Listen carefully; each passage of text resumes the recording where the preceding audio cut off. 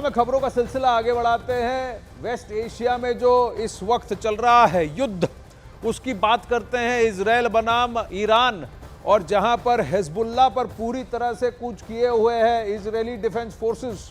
Israel और Hezbollah का एक दूसरे पर ताबड़तोड़ हमला फिलहाल जारी है। इसी बीच इजराइल ने बेरूत में फिर एक बहुत बड़ा हमला किया है। इजराइल की सेना ने ड्रोन से मिसाइलें दागी हैं, जिसमें 3 लोग घायल हुए हैं। हमले के बाद जो तस्वीरें सामने आई हैं वो हैरान कर देने वाली हैं। इजराइल के हमले के बाद हड़कंप मच गया है, लोग वहां से भागने लगे हैं।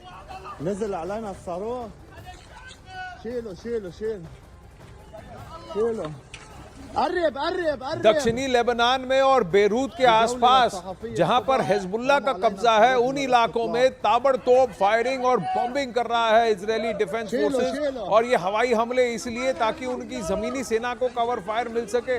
हिजबुल्लाह के कई सारे लड़ाके इन्हीं रिहायशी इलाकों में छुपे बैठे हैं और इजराइल को भी इसका खामियाजा भुगतना पड़ा है। लेकिन जिस तरह की तबाही के मंजर हैं, आप देख सकते हैं किस तरह का कहर इजराइल अभी फिलहाल दक्षिणी लेबनान में बरपा रहा है। इजराइल का यह दावा है कि इन्हीं रिहायशी इलाकों के अंदर हिजबुल्लाह ने सालों तक मेहनत कर अपनी सुरंगें बनाई हैं और अपने अपने रॉकेट लॉन्चर्स, मिसाइल लॉन्चर्स और बेसेस बनाए।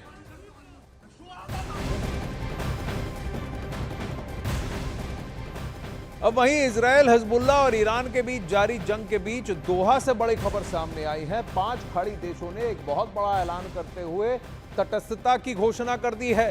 दोहा में हुई एक बैठक में सऊदी अरब, कतर, यूएई, बहरीन और कुवैत ने तटस्थता की घोषणा कर दी है। इन देशों के प्रतिनिधियों ने ईरान और इजराइल के बीच चल रहे संघर्ष में पूर्ण तटस्थता का आश्वासन दिया है। इसके साथ ही बताया गया कि इन देशों ने अमेरिका को ईरान के खिलाफ अपने एयरबेस का उपयोग करने की अनुमति नहीं दी है। इन देशों ने यह साफ कह दिया है कि ना हम किसी के लिए भी कुछ भी नहीं करेंगे। हम अपने एयरबेसेस अमेरिका को भी नहीं देंगे ताकि वो ईरान पर हमले कर सके, ना ही ईरान के किसी भी एडेड यूनिट को, मिलिशिया को या संगठन को हमारी जमीन देंगे कि वो वहां से ऑपरेट करे। ये सारे देशों ने कह दिया है कि हम पूरी तरह से तटस्थ रहेंगे और तटस्थता का ये जो उन्होंने ठानी है उसका उल्लंघन नहीं करेंगे, पूरी तरह से अलग रहेंगे इजराइल बनाम ईरान इस युद्ध में। इस वक्त एक और बड़ी खबर आ रही है। इजराइल की मीडिया ने यह दावा किया है कि नसरल्लाह का उत्तराधिकारी और हिजबुल्लाह का नया चीफ हाशेम सैफुद्दीन ये भी मारा गया है। बताया जा रहा है कि हिजबुल्लाह के बड़े नेताओं ने खुफिया हेडक्वार्टर में बैठक बुलाई थी और वो उस बैठक में बैठे हुए थे। इसी दौरान इजरायली सेना ने हवाई हमला कर दिया और ठीक बमों की बारिश वहीं पर की जहां पर इनकी बैठक चल रही थी। सीक्रेट हाइडआउट का भी उनको पता लग गया और हिजबुल्लाह के खुफिया हेडक्वार्टर को पूरी तरह से उड़ा दिया। और उस हमले में हाशेम सैफुद्दीन की मौत हो गई है। हिजबुल्लाह चीफ नसरल्लाह के मारे जाने के बाद हाशेम सैफुद्दीन को चीफ बनाया गया था और औपचारिक तौर पर आज नसरल्लाह को दफनाने के बाद, उनके अंतिम कर्मों के बाद फिर यह औपचारिक तौर पर घोषणा होनी थी कि हाशेम सैफुद्दीन बनेगा हिजबुल्लाह का सरगना। और आज ही हाशेम सैफुद्दीन को भी मार गिराने की बात अब इजरायली मीडिया में आ गई है। हालांकि इसकी पुष्टि अभी तक हिजबुल्लाह ने या ईरान ने नहीं की। हाशेम सैफुद्दीन नसरल्लाह का भाई था। अपने भाई की तरह हाशेम सैफुद्दीन भी एक मौलवी था।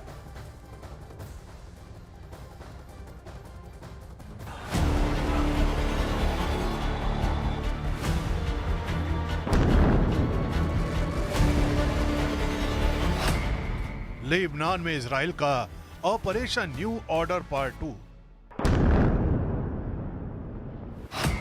बेरूत में मारा गया नसरल्लाह का उत्तराधिकारी। हाशिम सैफुद्दीन भी हुआ एयर स्ट्राइक का शिकार। क्या हिजबुल्लाह के अंत का टाइम आ गया? हिजबुल्लाह के लिए यह खबर सदमे के जैसी है। एक तरफ हिजबुल्लाह के चीफ हसन नसरल्लाह के जनाजे और उसे सुपुर्दे खाक करने की तैयारियां चल रही थी, तो दूसरी तरफ बेरूत में हुए एक हवाई हमले में उनके उत्तराधिकारी हाशिम सैफुद्दीन को भी इजराइल की सेना ने मौत की नींद सुला दिया है। इजराइल की मीडिया का दावा है कि हसन नसरल्ला के उत्तराधिकारी हाशिम सैफुद्दीन को भी ठिकाने लगा दिया गया है। न्यूयॉर्क टाइम्स के मुताबिक इजराइल ने यह हमला उस वक्त किया जब हाशिम सैफुद्दीन हिजबुल्लाह के सीनियर नेताओं के साथ बैठक कर रहा था। उसी दौरान बेरूत के दक्षिणी इलाके में मौजूद उस बंकर पर हमला किया गया। दावा किया जा रहा है कि हसन नसरल्ला की मौत के बाद हिजबुल्लाह के सुप्रीम लीडर के तौर पर हाशिम सैफुद्दीन की ही ताजपोशी होनी थी। सारी तैयारियां पूरी कर ली गई थी। हाशिम सैफुद्दीन नसरल्ला की मौत के बदले की सौगंध भी ले चुका था, लेकिन इससे पहले कि यह सौगंध पूरी होती, वो भी इजराइल के हाथों अंडरग्राउंड बंकर में मारा गया। हाशिम सैफुद्दीन नसरल्ला का रिश्ते का भाई था और नसरल्ला की ही तरह धार्मिक गुरु का ओहदा रखता था। अमेरिका के स्टेट डिपार्टमेंट ने हाशिम सैफुद्दीन को 2017 में आतंकी घोषित किया था। इसी साल जून में हाशिम उस वक्त सुर्खियों में आया था जब हिजबुल्लाह के एक कमांडर की मौत के बाद उसके जनाजे पर हाशिम ने इजराइल से बदले के लिए एक डराने वाला मैसेज दिया था। हाशिम ने कहा था, दुश्मन को रोने और विलाप करने के लिए तैयार होने दो। हाशिम सैफुद्दीन के बयान उसकी कट्टरता को जाहिर करते थे। हाल ही में हाशिम सैफुद्दीन ने दहियाह में एक आयोजन के दौरान फिलिस्तीन के समर्थन में कहा था, हमारा इतिहास, हमारी बंदूकें, हमारे रॉकेट आपके साथ हैं। इतना ही नहीं, हाशिम सैफुद्दीन अमेरिका के खिलाफ भी लगातार मुखर रहा है। 2017 में हिजबुल्लाह पर अमेरिकी दबाव के बारे में उसने तत्कालीन राष्ट्रपति डोनाल्ड ट्रंप के खिलाफ भी भड़काने वाला बयान दिया था। ट्रंप के नेतृत्व वाला ये मानसिक रूप से विक्षिप्त पागल अमेरिकी प्रशासन हमारे प्रतिरोध को नुकसान नहीं पहुंचा पाएगा। इस तरह की कार्रवाई हिजबुल्लाह के संकल्प को और मजबूत करेगी। लेकिन अब खबर यही आ रही है कि इजराइल की एक जबरदस्त स्ट्राइक में सैफुद्दीन को मार गिराया गया है। यानी इजराइल के इरादे भी बेहद साफ हैं कि जो हिजबुल्लाह की कमान संभालेगा वो मारा जाएगा। अब वहीं इजरायली एयरफोर्स ने अपने डिजिटल डेटा बैंक में ईरान के उन ठिकानों का जीपीएस एड्रेस सेव कर लिया है जिन पर हमला हुआ तो ईरान की कमर टूट जाएगी। आइए आपको बताते हैं कि इजराइल के टारगेट पर ईरान के कौन कौन से ऐसे ठिकाने हो सकते हैं। सबसे ज़्यादा कहा जाता है कि उसकी जो न्यूक्लियर ठिकाने हैं, यानी इजराइल के न्यूक्लियर ठिकाने ऐसे 4 बेसिस हैं जहां कहा जाता है। फिर उसके यूरेनियम खदान है, वहां पर भी अटैक हो सकता है। आर्मी बेस है एक, जहां पर आईआरजीसी के सबसे ज्यादा गार्ड्स वहां पर मौजूद हैं। रिसर्च रिएक्टर है जो इसके गुप्त ठिकाने भी हैं। इस रिसर्च रिएक्टर के नाम पर बताया जा रहा है कि ईरान न्यूक्लियर ताकत बनने की फिराक में है और कई सारे ऐसे गुप्त ठिकाने हैं जहां पर बताया जाता है कि इनकी पूरी मिसाइलों की खेप वहीं पर है। तो जहां जहां ये बड़ी बड़ी खेपें हैं, इनमें से कहीं पर भी इजराइल एरियल टारगेट द्वारा इनमें से किसी एक ठिकाने को पूरी तरह से ध्वस्त कर सकता है। चलिए आगे बढ़ते हैं। बड़ी खबर सामने आ रही है। लेबनान से इजराइल पर बड़ा हवाई हमला हुआ है। हिजबुल्लाह ने इजराइल के हाइफा के पास ताबड़तोड़ रॉकेट दागे, जिसके बाद हड़कंप मच गया है। खबर यह है कि हिजबुल्लाह के करीब 20 रॉकेट दागे गए, जिसके बाद इजराइल में सायरन की आवाज भी सुनी गई। ये दिन की तस्वीरें हैं, देखिए अब से कुछ देर पहले की ये तस्वीरें हैं। एक बात है कि इजराइल का 3 तरफा हवाई डिफेंस सिस्टम है। सबसे नीचे आयरन डोम है, उसके ऊपर एरो स्लिंग है और फिर डेविड स्लिंग। तो एरोज और डेविड स्लिंग ये और आयरन डोम, एरोज 1, एरोज 2, डेविड स्लिंग और फिर आयरन डोम। इस तरीके से 4 लेवल का हाइट के हिसाब से कि कितनी हाइट पर एरियल स्ट्राइक या मिसाइल आ रहा है उसकी मिसाइल डिफेंस सिस्टम है, जिसकी वजह से अब तक जितने भी रॉकेट दागे गए हैं हिजबुल्लाह और ईरान द्वारा, उसका जो डैमेज, अगर इनके पास ये डिफेंस सिस्टम नहीं होता उसका जितना डैमेज होना था उतना डैमेज नहीं हुआ है। हालांकि हाँ, इजराइल खासकर सेंट्रल इजराइल में और नॉर्दर्न इजराइल में यानी उत्तरी इजराइल में कई सारे ऐसे इलाके हैं जहां माना जा रहा है कि ईरान और हिजबुल्लाह के रॉकेट दागने की वजह से वहां पर भी काफी नुकसान हुआ है। उनके नेगेव एयरबेस पर भी कुछ ना कुछ डैमेज हुआ है, लेकिन जान माल का उतना नुकसान नहीं हुआ जितने रॉकेट दागे गए हैं, क्योंकि इनका ये हवाई डिफेंस सिस्टम है जो जमीन से कई हजार फुट ऊपर ही इन मिसाइलों को ध्वस्त कर देता है। इजराइल और ईरान के बीच छिड़ी जंग ने विशेषज्ञों को भी दहशत में ला दिया है। आशंका यह जताई जा रही है कि ईरान जंग के इस मोर्चे के बीच अपने परमाणु कार्यक्रम को और तेज कर सकता है और ऐसे कुछ देश हैं जो उसकी इसमें मदद भी कर सकते हैं, जिस वजह से पश्चिम एशिया में हालात और ज्यादा तनावपूर्ण भी हो सकते हैं। क्योंकि अगर ईरान न्यूक्लियर पावर हो जाता है और कहीं ना कहीं इन दो देशों में से कोई भी न्यूक्लियर पावर का प्रयोग कर देता है तो फिर चीजें और हालात बहुत ज्यादा बिगड़ सकती हैं।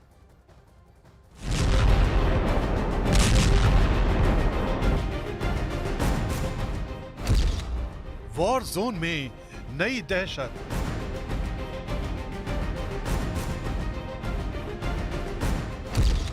ईरान के न्यूक्लियर प्रोग्राम से डरे एक्सपर्ट।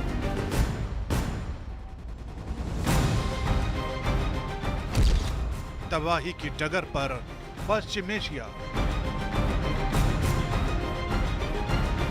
ईरान और इजराइल के बीच जंग की जो चिंगारी भड़क चुकी है, उसकी तपिश पूरे पश्चिम एशिया के लिए एक बड़े खतरे की ओर इशारा कर रही है। ये बड़ा खतरा सिर्फ जंग के विस्तार का नहीं है, बल्कि ये खतरा सभ्यताओं की तबाही का है। क्योंकि विशेषज्ञों को इस बात का डर सता रहा है कि अगर ईरान इस दौरान परमाणु हथियार बनाने में सफल हो जाता है तो पश्चिम एशिया में न्यूक्लियर प्रोग्राम की होड़ रफ्तार पकड़ सकती है। और अगर ऐसा हुआ तो इजराइल की सुरक्षा पर न्यूक्लियर वेपन के इस्तेमाल का खतरा बढ़ जाएगा। विशेषज्ञों को यह डर ऐसे वक्त में और ज्यादा सता रहा है क्योंकि इजराइल की सेना हिजबुल्लाह के एक एक नेता का चुन चुन कर खात्मा कर रही है। पहले हसन नसरल्लाह को मौत के घाट उतारा गया और अब उसके उत्तराधिकारी को भी मार दिया गया है। यही वजह है कि इजराइल के साथ आक्रामक रवैये से तिलमिलाया ईरान अपने न्यूक्लियर प्रोग्राम को तेज कर सकता है। खुफिया एजेंसी के रिटायर्ड अधिकारी के मुताबिक अगर प्रॉक्सी ताकतें उनकी राष्ट्रीय रणनीति के लिए अब और प्रभावी नहीं है, अगर उन्हें एहसास हो जाता है कि उनकी पारंपरिक ताकतें कहीं भी आसपास नहीं हैं, तो उनके नजरिए से एकमात्र अन्य विकल्प पर्याप्त परमाणु हथियार हासिल करने का प्रयास करना होगा, जिससे परमाणु बदले का जोखिम उठाए बिना ईरान पर हमला करना बहुत मुश्किल हो जाए। हालांकि ईरान लगातार यही दावा कर रहा है कि उसका न्यूक्लियर प्रोग्राम उसके नागरिकों के इस्तेमाल के लिए है, लेकिन अगर इजराइल ने हमला किया तो हालात बदल सकते हैं। इतना ही नहीं, दावा तो ये भी किया जा रहा है कि ईरान ने जिन जगहों पर न्यूक्लियर प्रोग्राम की तैयारी कर रखी है उन्हें बंकर बस्टर बम से भी नष्ट करना मुश्किल है, क्योंकि ये जगहें अंडरग्राउंड हैं और पहाड़ी इलाकों पर मौजूद हैं। एक आशंका ये भी जताई जा रही है कि अगर इजराइल इन ठिकानों पर हमले की कोशिश करता है तो या तो ईरान अपने परमाणु कार्यक्रमों को गहराई में छिपा सकता है या फिर परमाणु अप्रसार संधि से बाहर हो सकता है। इसके अलावा ईरान खुद को परमाणु शक्ति भी घोषित कर सकता है और अगर ऐसा हुआ तो तुर्की, सऊदी अरब और दूसरे खाड़ी देश भी इस दौड़ में शामिल हो सकते हैं और ये हालात इजराइल के लिए बहुत बड़े खतरे की तरह साबित हो सकते हैं।